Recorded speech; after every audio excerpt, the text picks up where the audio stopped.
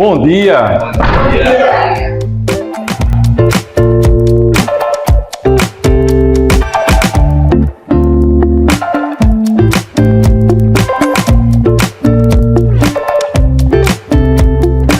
Bom dia! Está começando a nossa primeira edição do Pod Mano, o pod da galera. Bom dia, Raquel. Bom dia. Bom dia. Bom dia, pessoal. Bom dia a todos. Eu me chamo Raquel Santiago, eu sou professora de língua portuguesa e língua inglesa aqui no Erém de Olinda. Bom dia, pessoal. Meu nome é Elber. Eu sou professor de geografia daqui do Erém de Olinda, né? Dos primeiros anos. Também sou professor de cultura popular, digital e contemporânea de todos os anos, né? E foi uma honra vocês terem me convidado para gravar esse podcast. Meu primeiro podcast, não precisa dar certo. Vamos lá. Vamos fazer algumas perguntas para a professora Clarice de História. Vamos lá. O que o Dia da Consciência Negra representa historicamente para o Brasil e por que é importante manter essa data viva nas escolas? Ótima pergunta. Antes de respondê-la, eu queria só parabenizar vocês, tá? Pedro, Marília, Felipe, pela iniciativa do podcast. É algo muito importante, especialmente nesse momento, né, que a gente precisa da informação e precisa de debate, né? A gente está no mês de novembro, é o mês da consciência negra, e é algo fundamental para a gente debater a questão da raça e do racismo, né, no nosso país e na nossa vivência. Então, o Dia da Consciência Negra, no dia 20 de novembro, né, ela é comemorada nessa data em referência a uma data possível da morte de Zumbi.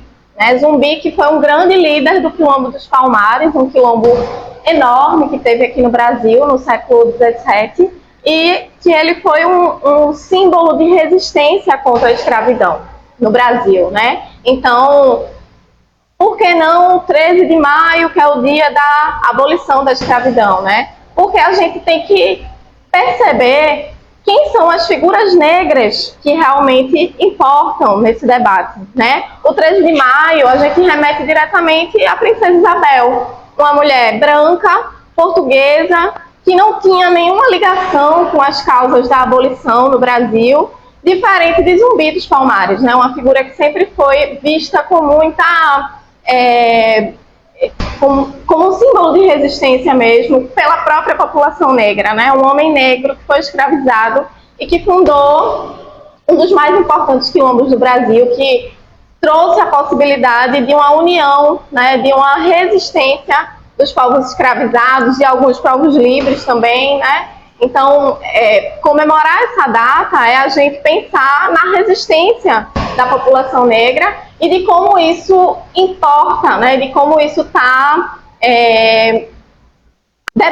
sendo debatido na nossa sociedade. Então, o Dia da Consciência Negra não é um dia somente da gente falar de escravidão, né? Foi até algo que vocês me colocaram, mas é um dia para a gente refletir sobre o povo negro, né, do Brasil, as nossas raízes também africanas. É um dia importante, mas que não pode estar resumido nesse dia também, né? A gente precisa trazer isso como uma culminância de um processo maior, de um processo que a gente discuta isso em todos os momentos, que a gente traga isso no nosso currículo de maneira muito mais pulverizada.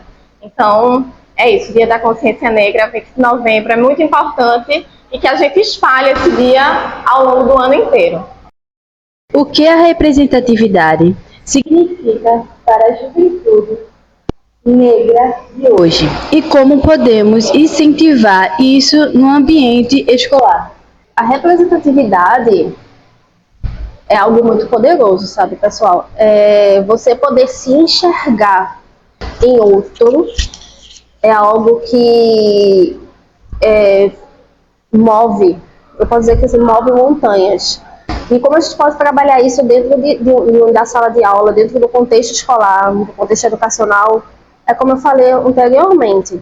Se nas aulas de história, se a BNCC, que é o Plano Nacional, onde os professores se inspiram, ou então eles precisam se inspirar para montar suas aulas, lá ele fala que em todas as matérias a gente tem que colocar, né, todas essas datas simbólicas e históricas do Brasil dentro do contexto da nossa aula, independente da sua área de expertise, seja a linguagem, seja a natureza ou exatas.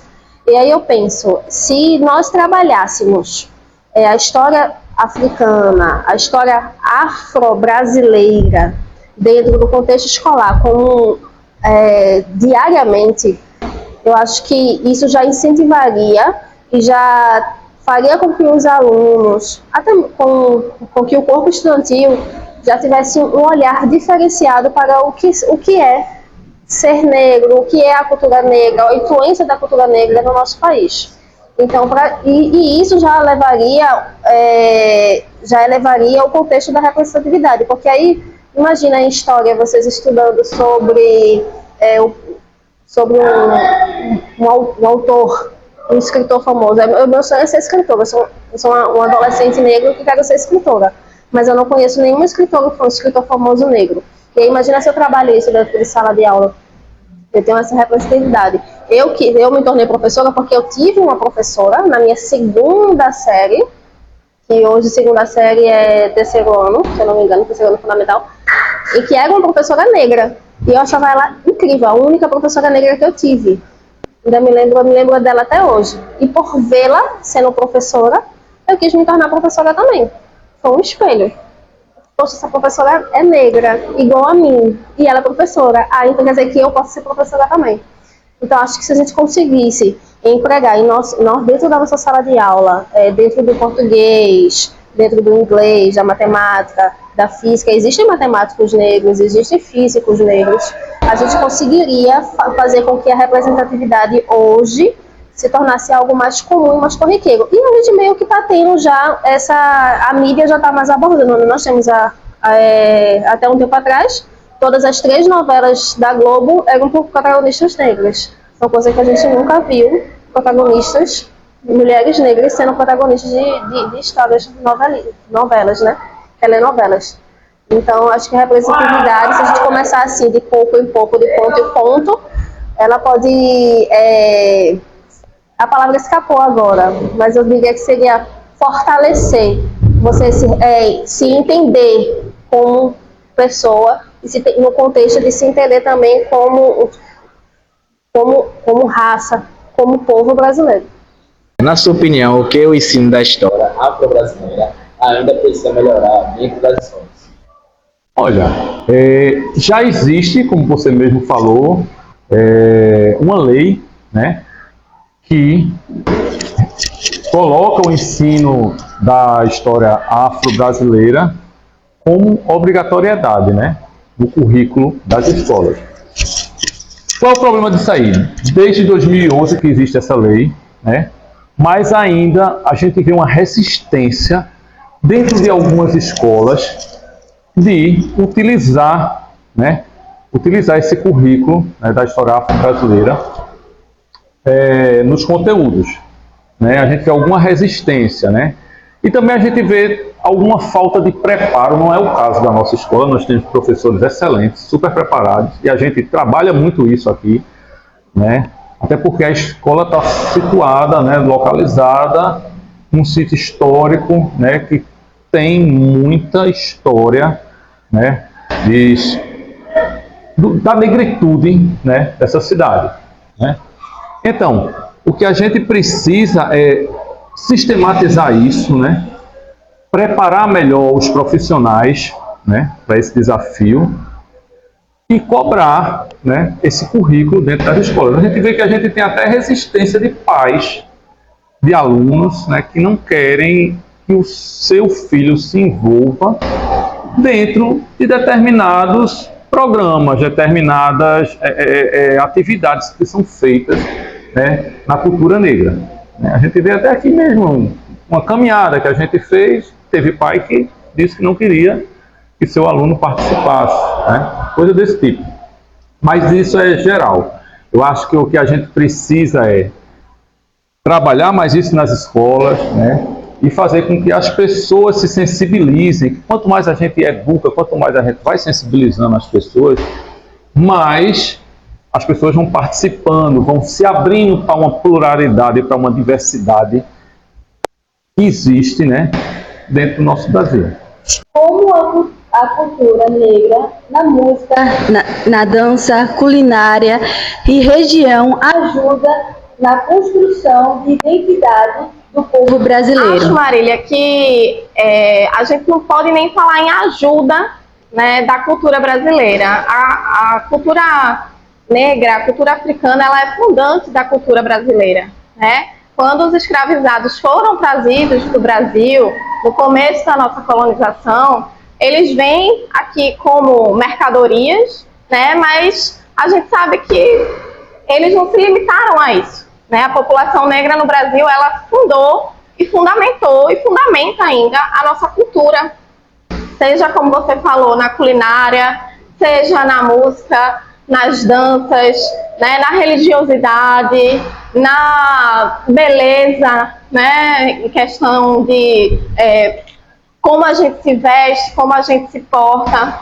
Tudo isso, a cultura africana, ela não é uma ajuda, ela não é uma parte, ela é fundamento, né, assim como a cultura indígena e também, de certo modo, como a cultura europeia, né? A gente não pode negar essa parte da colonização. Então, a cultura africana, ela é fundamental para a nossa própria identidade, né? Ela é formadora da nossa identidade. Negar isso, né? Por mais que a gente pense em indivíduos que não sejam praticantes da cultura africana, da religiosidade, não gostem da música, não gostem da comida, mas quando a gente fala de sociedade, a sociedade brasileira, ela é afro-brasileira também, né? Então, ela é fundamental para a nossa identidade, para a nossa construção, para a nossa cultura, principalmente quando a gente fala de cultura popular, né? Só a gente vê os nossos mestres, as nossas mestras, né? De onde eles vêm, qual é a ancestralidade deles, né? Está fundada aí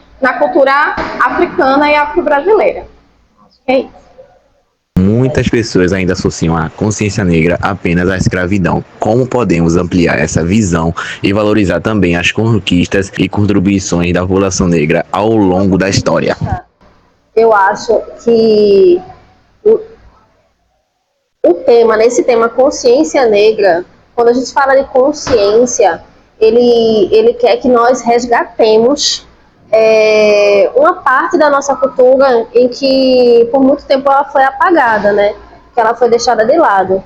Então, eu acho que para começarmos a trabalhar de fato o que seria uma consciência negra, além de apenas um feriado, além de apenas uma data para relembrar que os povos negros foram escravizados, seria o trabalho contínuo dentro de sala de aula, o trabalho contínuo nas mídias, porque o que a gente não vê ainda, e não vê com muita frequência, é a mídia tratando esse tema como algo a ser tratado todos os dias.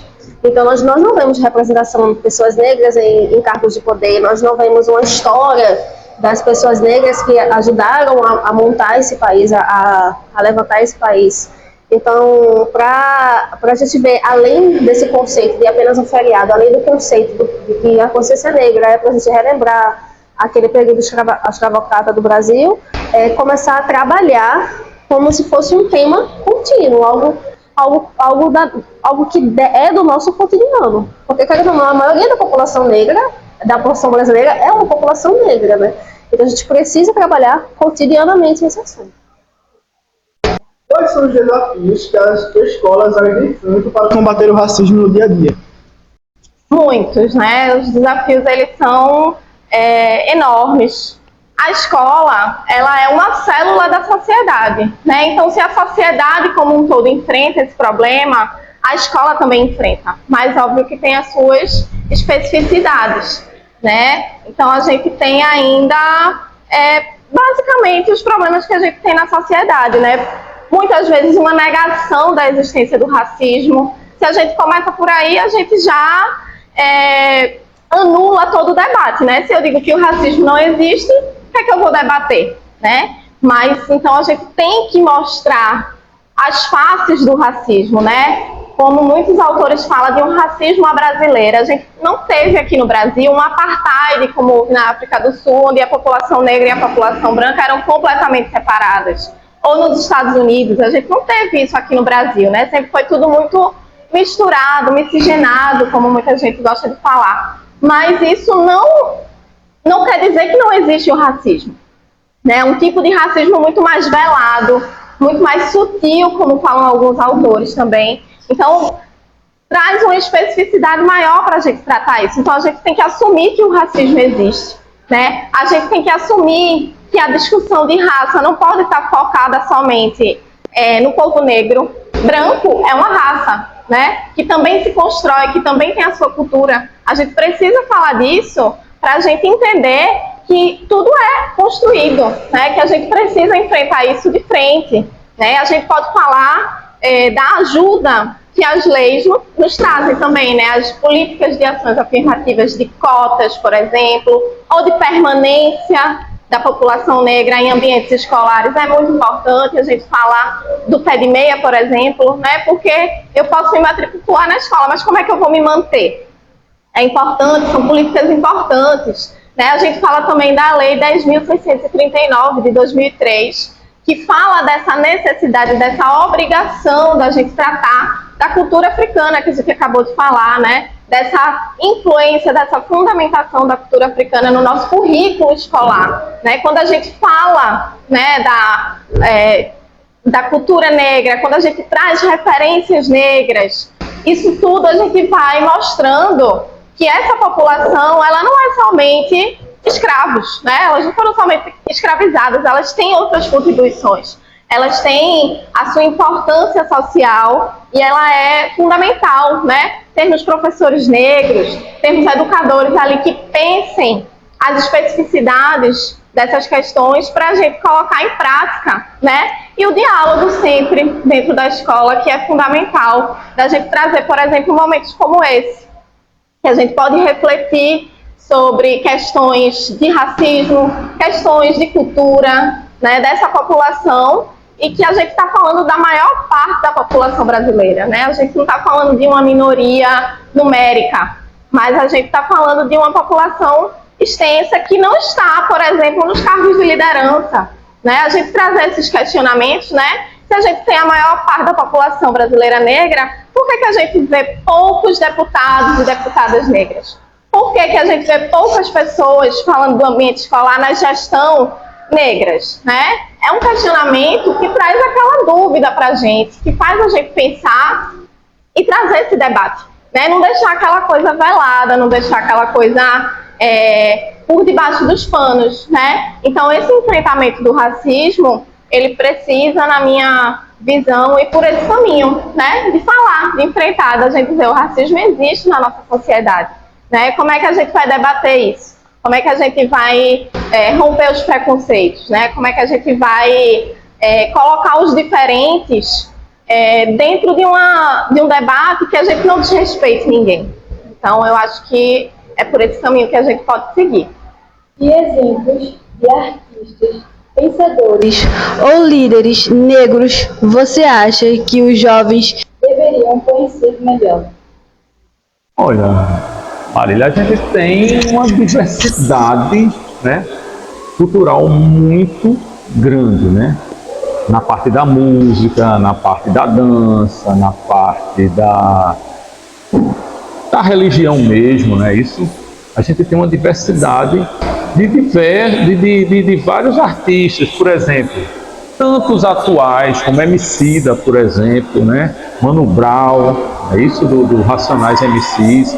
Eu acho que eles são influências que, quando o jovem procura esses artistas, né? Então, e até influencers mesmo, YouTube e tal, aí eles vão buscando estudar esses artistas. Você vê que eles vêm de uma gama de outros pensadores, de outros artistas, de outras épocas, que influenciaram, tá? Eu acho que a partir do momento que eles escutam aquilo que eles gostam, que eles vão atrás, né, desse segmento, né, de artistas, vale a pena, assim, para eles reivindicarem, né, estudarem, compreenderem o que é que eles transmitem, né, que conteúdo eles transmitem, né, que mensagem sobre a negritude, sobre o racismo, né, como ser antirracista, né. porque não é só a gente, já eu sou antirracista, né? A gente tem que combater esse antirracismo, a gente combate mesmo na música, nas ideias, né? No movimento do corpo, no break, no funk, tá? Na capoeira. Então, tudo isso, você vê que uma coisa está ligando a outra. Você me fez uma pergunta sobre que artistas, mas assim, a arte de um modo geral, né? Ela é muito boa para a gente fazer esse combate, para a gente combater esse racismo nosso de cada dia. De que forma a educação pode ser uma ferramenta real de transformação social para a população negra? De que forma? Assim, não só para a população negra, eu abarcaria aí a população menos abastada em si. Mas a educação, ela abre portas para muita coisa. E a educação, querendo ou não, ela é vital para a gente entender, tomarmos consciência de mundo, entendermos o nosso lugar naquela sociedade. Então, quando você dá uma oportunidade para uma pessoa, essa oportunidade de ela ter um estudo, de ela conseguir, mas assim, ela ter o acesso à educação, mas ela, além do acesso à educação, ela ter um acesso a uma qualidade de vida melhor, porque não adianta eu ter um acesso à educação. Eu acho que nós não devemos apenas dar o acesso à educação, tem que dar o acesso a tudo aquilo que é de direito dado pela Constituição brasileira. Então, a educação é apenas um contraponto. E a partir do momento que você dá essa oportunidade, você cede esse direito para essa pessoa, de ela poder estudar, e desse estudo ela conseguir um emprego melhor, ela conseguir abrir os caminhos dela, você muda todo um contexto ali de uma comunidade, sabe? Uma pessoa só, vamos pensar assim, eu tenho uma família, e dentro dessa família eu tenho pais que nunca estudaram, então esses filhos, eles vão seguir o exemplo desses pais que nunca estudaram. Por que esses pais não estudaram? Porque precisavam trabalhar. Nessa aí, se eu dou condições para esses filhos estudarem sem precisar trabalhar, fazendo políticas públicas para que esses pais consigam sustentar esses filhos que estão na escola, eu já mudo o contexto de vida deles, porque esses filhos, eles vão estudar, eles vão conseguir empregos melhores, eles vão ajudar os pais, esses filhos irão ter outros filhos, e esses filhos irão seguir exemplos desses que estudaram. Entendeu? É uma reação em cadeia. Então, a educação, ela é um ponto, é um contraponto muito importante. Não é o principal, mas ao meu ponto de vista, é o mais importante para ter essa mudança. Essa mudança de como a nossa sociedade, ela é e continua sendo estruturada hoje em dia. Eu acho que eu não respondi a sua pergunta de um todo, mas foi mais ou menos isso. Que mensagem você deixaria para os jovens sobre a importância de ter orgulho da própria identidade e continuar lutando contra o preconceito? Rapaz, primeiramente, sensibilizá-los, né, sobre a identidade que eles fazem parte, né? Reconhecer como parte dessa identidade, né, que é muito diversa no Brasil, né? A população negra, ela faz parte dessa ideia, ela contribuiu e contribui para a formação da identidade nacional, né? Então, fazer parte, sentir pertencido a essa identidade é o primeiro passo para sensibilizar esses jovens de que eles estão inseridos dentro dessa identidade, né? E toda a problemática, foram mais de 300 anos de escravidão, né? E até hoje a gente luta por melhorias, por justiça social, não é isso? A gente luta para que as coisas possam serem percebidas como tal, né? E aí essas questões, elas têm que ser trabalhadas dentro da escola. Isso tudo começa também na escola. A escola é o principal indutor, né, dessa sensibilização, desse pertencimento do jovem como parte dessa cultura, né? Então, a partir daí, dessa sensibilização, é que se pode fazer esse trabalho de conscientização dessa juventude no intuito de lutar por justiça social, é isso? Por uma justiça que incluam eles como parte da sociedade, tá bom? Nada, muito obrigada a vocês também.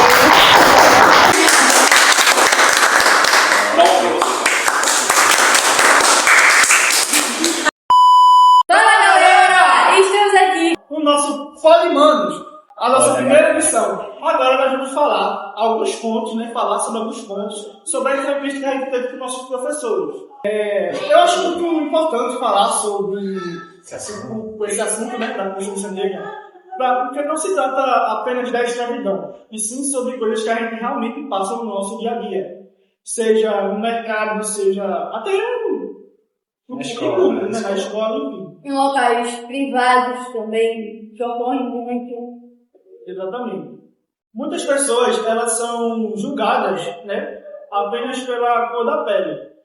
Isso a gente vê também em supermercados, por exemplo. É muito mais fácil, né, de certa forma, uma pessoa negra, que eu já presenciei, eu passei por isso, né, de entrar no supermercado e ser perseguido pela segurança, né?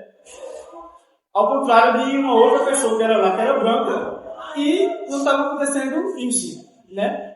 E o racismo é uma coisa muito importante de se falar, porque a gente pensa que é uma coisa que não acontece constantemente, mas é uma coisa que acontece frequentemente nas escolas, acontece, enfim, na nossa sociedade, pela cor da pele e também por ter o cabelo afro, por ter o cabelo crespo, por ter, enfim, o cabelo cacheado. Muitas vezes já presenciei esses tipos de situações, entende? E eu acho que é muito importante falar e ressaltar sobre esse tema, né, que a gente vê constantemente, passa constantemente na nossa sociedade.